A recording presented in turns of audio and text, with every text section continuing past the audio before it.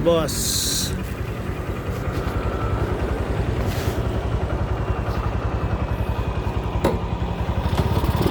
Night ride tayo sa gabi mga papa.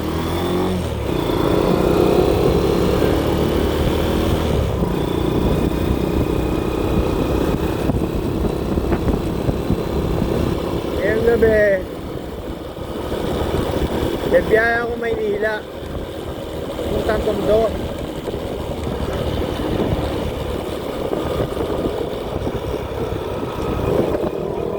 Titinda muna tayo ng tuyo dyan sa may balot, pinaka bagsakan ng mga tuyo. Nandun lahat, galing Roas, galing Palawan, galing Bicol, galing Masbate, sari-saring tuyo nandun. Kaya pupunta kayo tayo doon. Ito pagka mayroon kaming biyahe,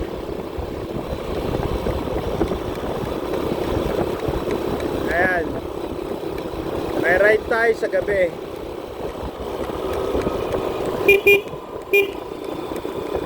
Nagro-ronda yung mga pulis.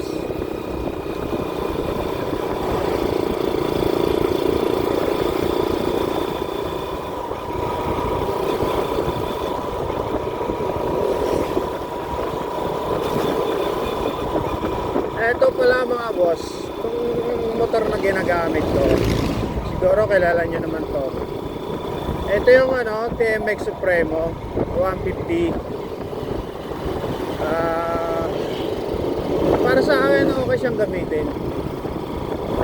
Hindi siya nakakangawit, hindi masakit sa likod. Pero itong sa akin, ano na to, kinonvert na to sa 200cc. So para okay naman, walang problema.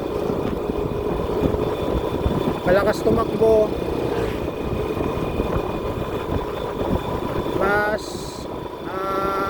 hindi ka bibitin sa mga lalo na sa mga overtaking.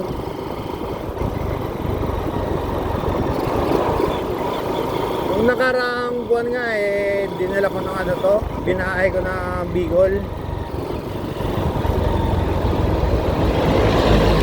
Okay naman. Excuse me. Wala naman siyang aberya. Hindi bumigay yung karga natin. Problema nga lang, medyo lumakas sa gas. Yun lang ang consequence doon pagka ikaw nagkarga ng makina.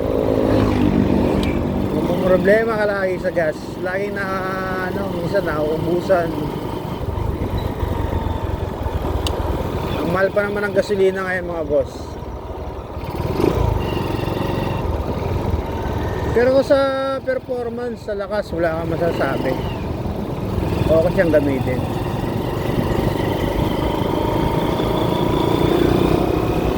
Nick. Tsaka ito kung mapapansin nyo, yung manibela, iba na siya, hindi na siyang katulad ng dati, yung stock na medyo mataas.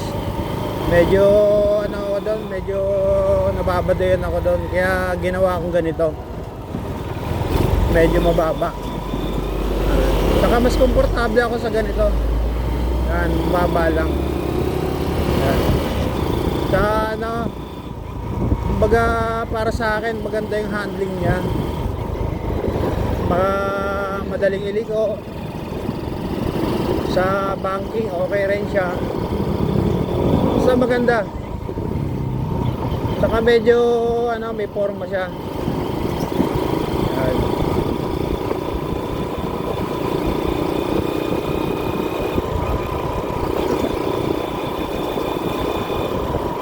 Ito lang kasarapan magmotor sa gabi mga boss lang. Hindi mainit. Sa masarap tumakbo, malamig. Ay, nakakasilaw.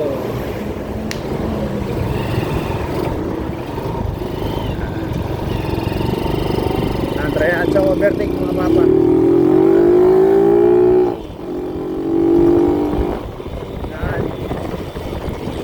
pansin nyo, malik siya sa overtake. Hindi ka mabibitin.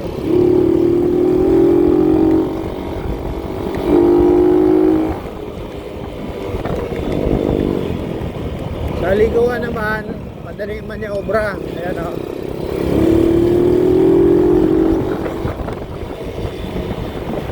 Kahit matuling ka sa kurbada, madali siyang maniobra. So dito na lang mga boss.